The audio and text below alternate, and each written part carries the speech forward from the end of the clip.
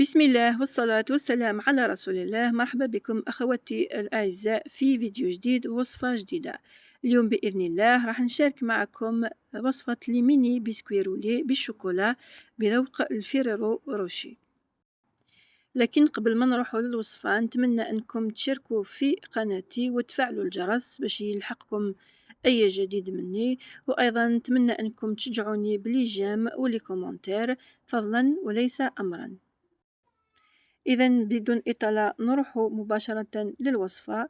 هنا حطيت في إناء 6 حبات بيض بحجم صغير، نتوما تقدروا تستعملوا 5 حبات بيض بحجم متوسط. حطيت عليها رشة من الملح، ثم ضفت عليها حوالي 6 ملاعق كبار من السكر الخشن، وراح نطلع هذا البيض مع السكر.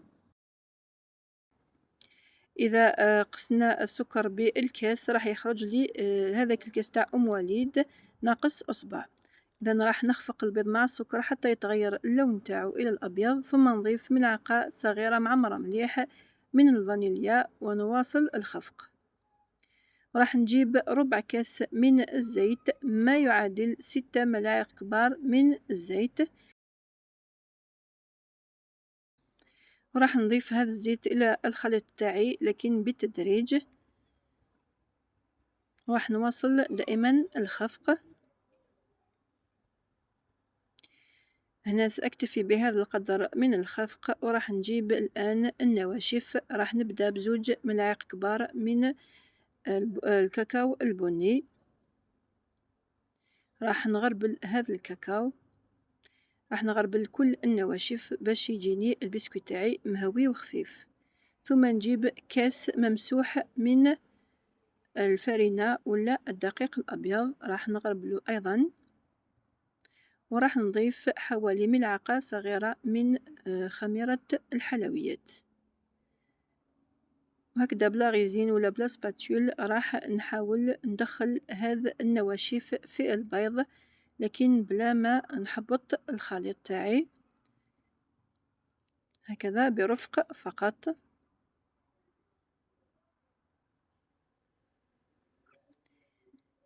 إذا هنا دخلت الفرينة في الخليط تاعي، وراح نجيب الآن صينية تدخل الفرن، المقاس تاعها 30 على 40، وراح نسكب الخليط تاعي وراح نسويه جيدا فوق البابي كويسون، ثم نخبط هكذا السنيوة تاعي باش تخرج هذيك الفقاعات، وراح نحطه في الفرن يكون مسخن من قبل حوالي 9 دقائق فقط، غير تنشف لي البسكويت تاعي نحيه. هنا بعد ما طاب لي البسكويت تاعي حطيته فوق البابي كويسون، قلبته، نحيت له هذاك البابي كويسون اللي كان من تحت، ونعاود نقلبه على الوجه الأول.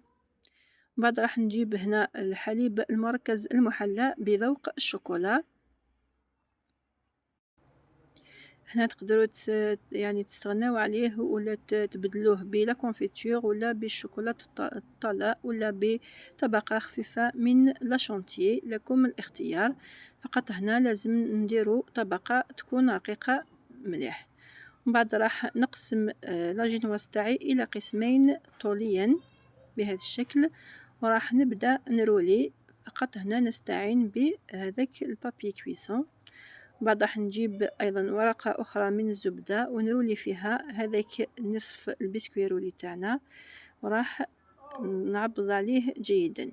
راح ندير نفس الشيء مع الجزء الثاني، راح نروليه على هذا باستعمال ورق الزبدة هكذا باش تسهل لي العملية.